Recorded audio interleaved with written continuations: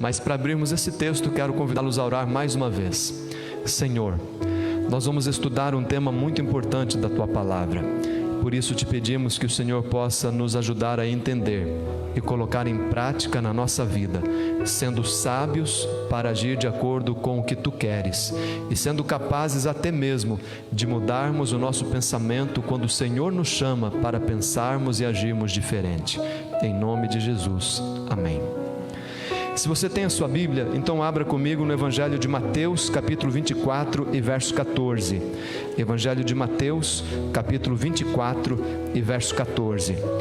Nesse último discurso de Jesus, quando ele estava dando as últimas instruções aos discípulos, neste sermão profético, ele mencionou a respeito do final dos tempos, do que aconteceria. Mateus capítulo 24, verso 14, diz o seguinte: e será pregado esse evangelho do reino em todo o mundo, para testemunho a todas as gentes, e então virá o fim. Então virá o fim. Amigos, o meu tema nessa manhã é sobre o fim do mundo, é sobre a volta de Jesus Cristo, é sobre o que acontece nesses últimos dias antes de Jesus voltar em glória e majestade e levar-nos a tomarmos algumas decisões importantes. E talvez eu fale alguma coisa que possa ser diferente do que você pensa até agora, ou que você pensa que a igreja deveria agir ou falar em certos assuntos. Mas eu espero ser bastante simples e bastante bíblico para falar desses temas que são muito importantes. Ao falar do fim dos tempos, a Bíblia deixa para nós dois exemplos, para que nós olhando para trás, possamos nos preparar para o futuro. Porque se a gente tem algo que já aconteceu, algo que nos ilustra, a gente se prepara para algo que ainda é desconhecido. Então, quando Deus fala do fim dos tempos, do fim do mundo, da volta de Cristo Jesus, Ele lança dois exemplos no passado para dizer: olha, como aconteceu lá, vai ser semelhante ali na frente. Como aconteceu no passado, vai ser semelhante no futuro. Então, aprenda para se preparar. Esses dois exemplos são Sodoma e Gomorra e o dilúvio. O que aconteceu no dilúvio acontecerá de maneira semelhante perto da volta de Cristo. O que aconteceu a Sodoma e Gomorra acontecerá de modo semelhante perto da volta de Cristo Jesus. Então, o que acontecia no dilúvio? O que fazia a sociedade? Como a sociedade andava?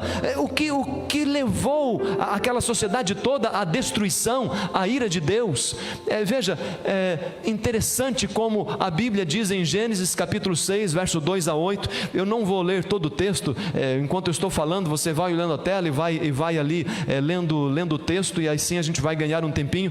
Mas Gênesis capítulo 6 afirma que pouco tempo depois da criação do mundo, pouco tempo depois dessa terra estar pronta à saída das mãos de Deus, ainda os grandes patriarcas viviam, porque naquela época se vivia 800, 900 anos, e o dilúvio aconteceu cerca de 2000 anos após a criação. Então era muito recente. As pessoas podiam andar e de repente chegar nas portas do jardim do Éden, onde os querubins com as suas espadas flamejantes guardavam a entrada. Ninguém podia dizer assim: Deus não existe, porque o jardim do Éden era uma evidência de que Deus existe. Ninguém podia dizer sobrenatural não existe, anjo não existe, porque lá estavam aqueles anjos guardando as portas do jardim do Éden.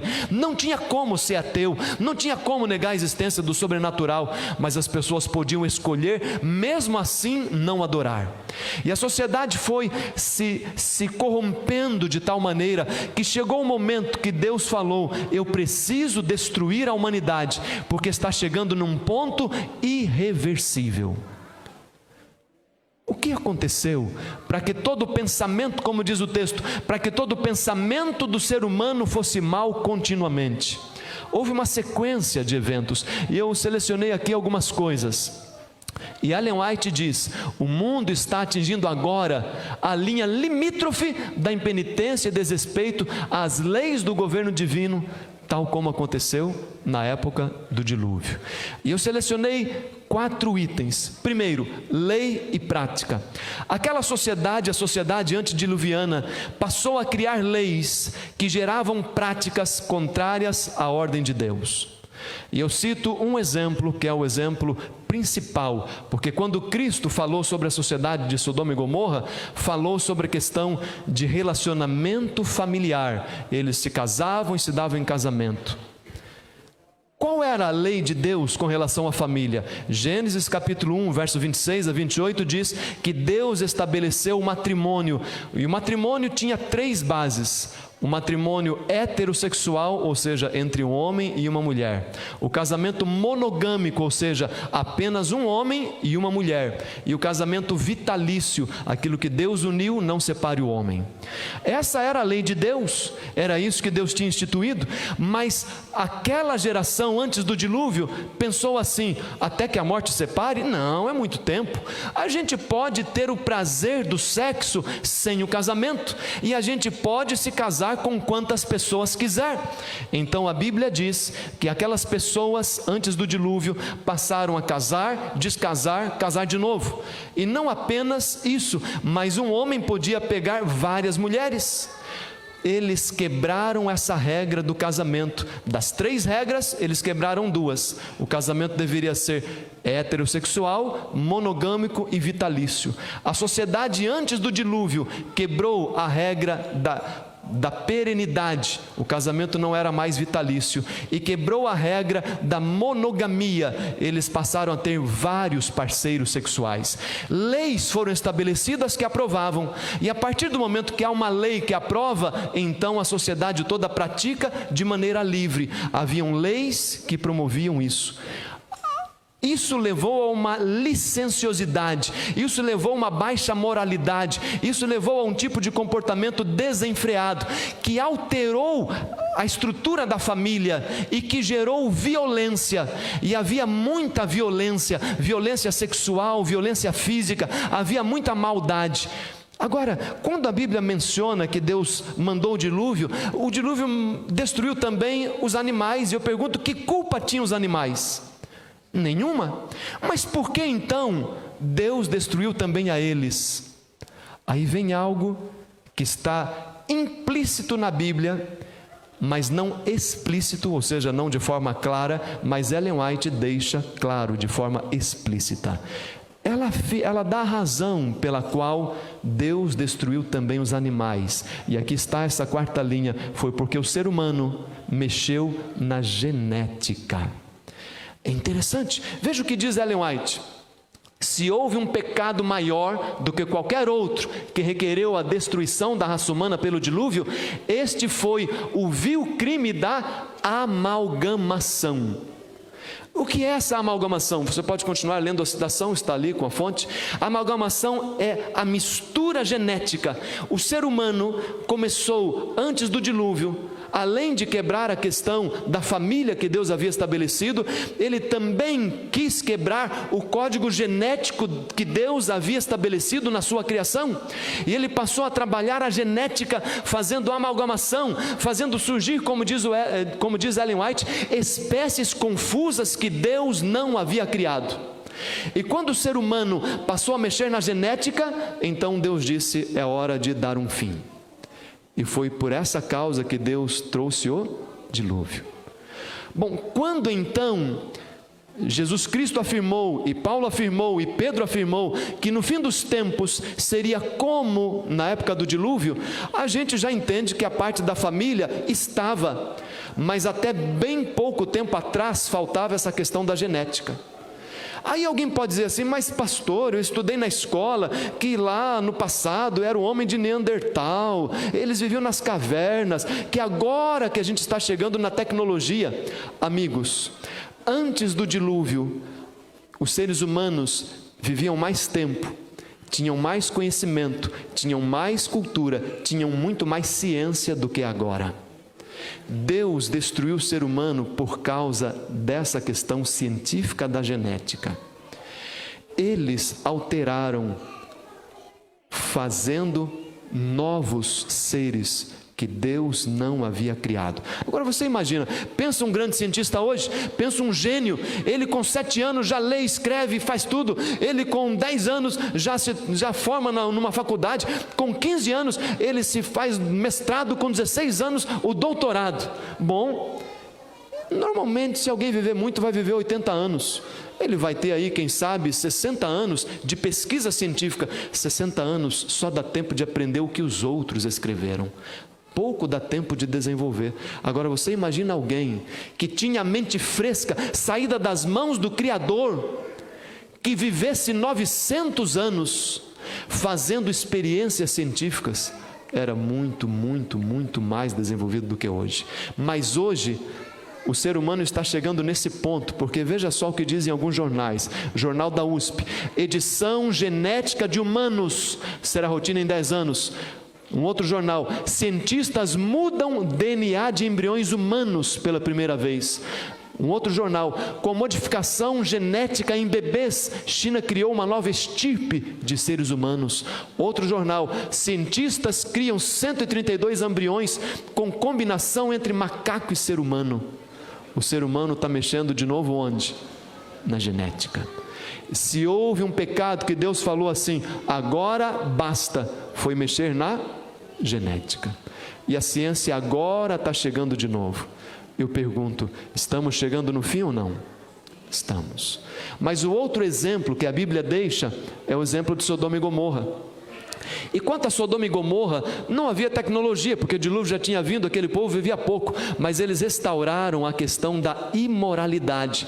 Também não vou ler o texto todo, está ali em Gênesis capítulo 19, mas há algo que fica claro em Gênesis capítulo 19, a razão pela qual Deus destruiu as cidades impenitentes de Sodoma e Gomorra.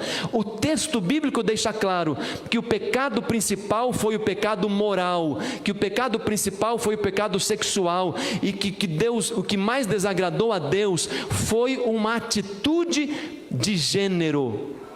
O texto diz que os homens daquela cidade, da cidade de Sodoma e Gomorra, os homens, tanto velhos quanto novos, todos os homens daquela cidade, repete homens várias vezes, eles chegaram até aqueles homens que na verdade eram anjos que vieram da parte de Deus e foram hospedados por Ló e sua família, bateram a porta da casa de Ló e falaram: manda para nós os homens, libera aqueles homens para que nós homens possamos ter relação com esses homens. E Ló disse: não, de forma alguma, vocês sabem como é a lei de Deus. A lei de Deus diz que o casamento tem que ser heterossexual.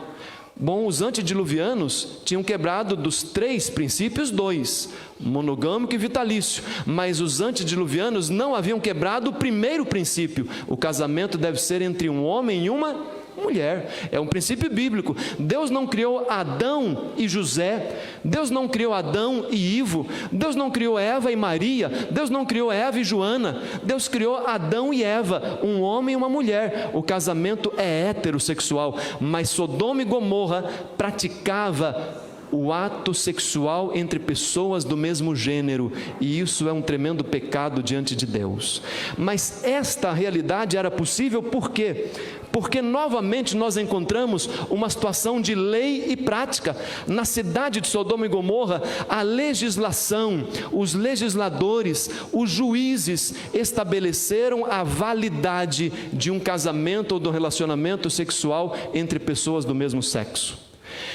E isso também gerou naquela sociedade a licenciosidade, aumentou a licenciosidade, aumentou a violência, e o grave crime que era cometido por Sodoma e Gomorra, que causou a sua destruição, foi a prática homoafetiva. E nesse momento eu quero falar bem com sinceridade para os irmãos. O mundo pode achar que é normal, mas o povo de Deus considera ainda pecado. O mundo pode fazer leis como fez Sodoma e Gomorra, apoiando e promovendo essa prática. A igreja de Deus não aceita. Não é uma questão de preconceito contra a pessoa, é uma questão de conceito da ordem divina.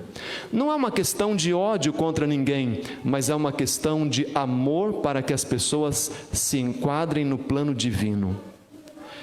Amigos, Nós vivemos em uma época semelhante à época de Sodoma e Gomorra.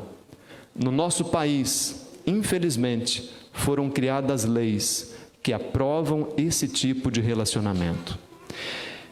Esse ponto que eu vou passar agora é um ponto que merece a nossa atenção. Pode passar o próximo slide para nós, por favor?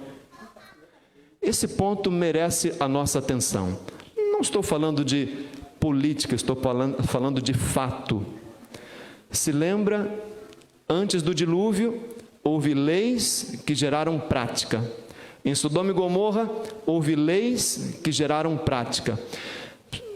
Vocês sabem que no passado, a lei proibia o comércio e a venda de bebidas alcoólicas. E o número de pessoas que bebia era bem menor. A partir do momento que há leis que aprovam, a população entende, está liberado, eu posso usar, eu posso praticar. E aumenta demais o consumo. Hoje é proibido, por lei, o comércio de drogas. Nos países em que se cria leis que abrem as portas para o comércio de maconha, cocaína, heroína, o consumo aumenta muito, porque a lei populariza a prática. A prática homoafetiva, ela deveria continuar sendo ilegal. Por quê? Porque a lei de Deus determina assim. Mas a partir do momento que um partido transforma a causa homoafetiva em política de Estado, e aqui você vê que a agência PT de notícias, não é uma coisa inventada. A militância socialista estabelece como plano de governo uma atitude que a Bíblia condena. Agora, duas coisas nós temos que levar em conta, duas coisas. Primeiro, nós escolhemos as pessoas que dirigem a nós. Quando nós, na liberdade de escolha, escolhemos pessoas que têm como plano de ação ir contra a palavra de Deus, nós nos tornamos responsáveis por isso. E segundo ponto, essa atitude fez com que a religião quase se tornasse ilegal no Brasil. Porque as leis foram feitas de tal maneira que falar o que eu estou falando aqui hoje daria cadeia para mim. Graças a Deus, ainda temos pessoas no legislativo que têm temor do Senhor. E por pouco, nas igrejas ainda se pode falar do que está na Bíblia. Por pouco. Agora, é muito triste, quando a gente vê alguém que ama seu filho, que ama sua filha, que por causa desse tipo de atitude, que transformou uma causa imoral em lei do país, e obriga as escolas a incentivarem isso, e premia a mídia que faz isso, e usa o dinheiro público para fazer filmes que promovem isso, e usa o dinheiro público para promover passeatas que promovem isso, e até mesmo impede os pais de educarem os filhos. É muito ruim quando um adventista, quando um cristão vê o seu filho ou a sua filha iludida por essas ideologias contrárias, dizendo: pai, eu sou gay, mãe, eu sou gay. Amigos, nunca nós deveríamos aprovar tal atitude. Agora, permitam-me que eu abra um pequeno parênteses. A ciência diz assim: não existe gene gay. Não existe. A biologia, a genética diz: ninguém nasce homossexual. Ninguém. A escolha homoafetiva, a escolha por um parceiro do mesmo sexo, ela é decidida ao longo da vida por diversos fatores. Um abuso, uma família desestruturada, ou o mais importante nessa época, o lobby que é feito em favor desse tipo de atitude. É isso. A propaganda faz com que pessoas bebam cerveja. Eu nunca bebi cerveja, mas já senti o cheiro. É um cheiro horrível, mas a propaganda faz com que as pessoas bebam. A propaganda hoje forma milhares de pessoas homossexuais. A propaganda, porque a propaganda diz: beija menino, beija menina, faz com homem, faz com mulher, para ver se você vai gostar, para você se conhecer. Como é que a gente pode aceitar que a gente tem que pecar para se conhecer? Não é assim. Primeiro, não existe gene gay, ninguém nasce gay. Mas a mentira primeira que eles dizem é: tem gente que já nasce assim, você já nasceu assim, e o que vai fazer? A base é uma mentira: ninguém nasce gay. Segunda mentira que eles utilizam: se a pessoa se prender, se a pessoa não se soltar, se a pessoa não sair do armário, se a pessoa não experimentar, se a pessoa não se liberar, ela vai ser traumatizada, ela vai ser infeliz, ela vai pensar em suicídio, ela vai pensar em tanta coisa. Essa é uma outra grande mentira. Ninguém se torna digamos assim, um neurótico por se dominar. Ninguém. Pelo contrário, a pessoa que se domina, ela desenvolve domínio próprio, o que é uma grande virtude. Você já pensou em xingar alguém, mas depois pensou e se dominou. E o fato de você não ter xingado te tornou mais forte. Aí, se você tivesse xingado, isso sim te daria peso na consciência, isso sim te faria se sentir mal, isso sim te faria pior, não é isso mesmo? Eu vou confessar algo. Quando era criança, meus colegas todos com aquele estilingue lá, matavam um passarinho. E eu falava: mas eu não vou matar passarinho. Mas todo mundo pressionando. Até que um dia, um camarada pegou, colocou na minha mão, me ensinou como é que faz e falou: atira. E eu quis até errar, mas por algum motivo acertei o passarinho. Quando eu vi aquele passarinho caindo, como meu coração ficou mal, como eu me senti ruim, como eu orei: meu Deus, me perdoa. Aí eu te pergunto, eu teria ficado mal, eu teria ficado quase em depressão por ter me recusado, me trancado: eu não vou fazer isso, porque meu pai ensinou que é errado, porque a Bíblia diz que é errado, eu não posso tirar a vida de ninguém. Olha, eu não sofri mal nenhum enquanto eu disse não, enquanto eu me dominei, enquanto eu disse não é certo. Agora, a partir do momento que eu fiz, a consciência pesa. A partir do momento que eu fiz, o coração dói, está entendendo? Ninguém entra em depressão por dizer não ao pecado. Hoje que a ciência, hoje que a política abriu as portas, que a TV abre as portas, que a sociedade incentiva, aí sim nós temos pessoas com depressão, nós temos pessoas que estão com consciência, nós temos homossexuais tirando a sua vida. Por quê? Porque o pecado traz isso. A segunda base é errada deles: que se não fizer vai entrar em depressão. Pelo contrário, problemas psicológicos acontecem por causa de se entregar ao pecado, não por recusar ao pecado. E terceiro ponto, terceira mentira que eles dizem: ninguém é capaz de mudar. Se nasceu desse jeito, vai ser desse jeito. Se experimentou isso, vai ser toda a vida. Se gostou, não tem jeito, porque é impossível voltar. Não existe ex-gay. Que mentira! O que mais tem é ex. Procura na internet, procura na ciência. Tem. Assim como alguém pode gostar do Inter um tempo, ir para o Grêmio do outro tempo. Até isso é possível, quanto mais ser gay. Ou se existe ex-ladrão, se existe alguém que matou, roubou e fez tanta coisa mal, se converte, Deus perdoa e ele muda a sua vida, será que Deus é incapaz de mudar um coração de alguém que praticou um pecado chamado homossexualidade?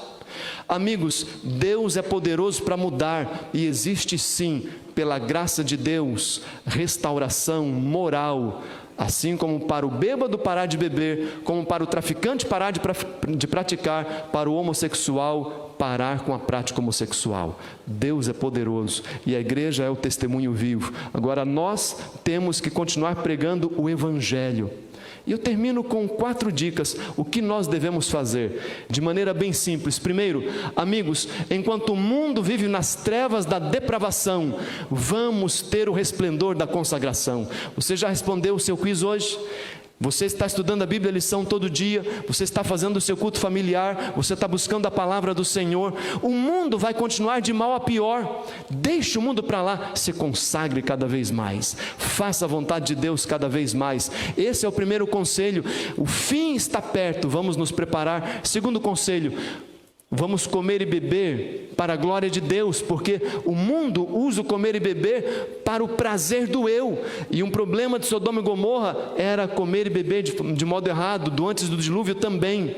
Amigos, a Igreja Adventista aconselha o regime ovo-lacto-vegetariano, alimentação saudável. Vamos comer e beber para a glória de Deus, vamos fazer uma reforma alimentar para a honra e glória do Senhor.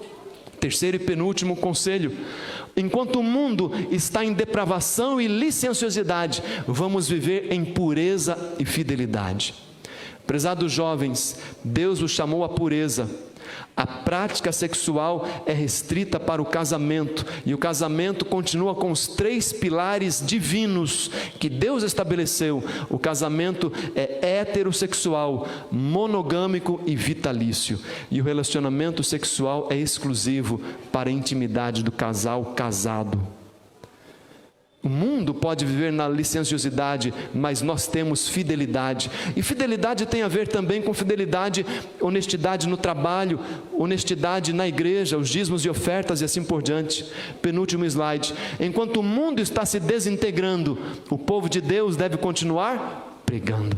Nós continuamos pregando a verdade, pregando a lei de Deus, nós continuamos pregando as doutrinas da palavra do Senhor. Vamos continuar vivendo e pregando. E se alguém sofrer por viver e pregar a verdade, ele é um mártir, ele é alguém a quem Deus honra. Vamos continuar fazendo a vontade de Deus, porque Cristo está voltando. Cristo está voltando, e o que mais nós queremos é que Cristo volte, e o que mais nós queremos é que os céus se abram, e o que mais nós queremos é ouvir as trombetas tocando, e ouvir o nosso nome ser chamado. Você quer, amigo? Você quer se preparar? Você sabe que estamos vivendo nesse tempo semelhantes ao dilúvio, semelhante a Sodoma e Gomorra, tudo está igual. Só falta uma coisa: a igreja se levantar em santa consagração e pregar o evangelho até a última pessoa. Você aceita? Posso ver as mãos? Amém. Que Deus te abençoe, que a graça de Cristo te dê poder. Nós vamos ter uma música agora. Essa música é para um apelo especial, é para você adventista. É para você que é chamado para fazer parte do povo do Senhor. É para você que é chamado para abandonar ideologias e filosofias e para permanecer com a doutrina da palavra de Deus. É para você se alinhar com o céu e não com a terra, com Deus e não com o inimigo. Se você aceita isso, então no decorrer do hino você vai se colocar em pé, dizendo: Senhor, quero estar em pé, honrando o teu chamado.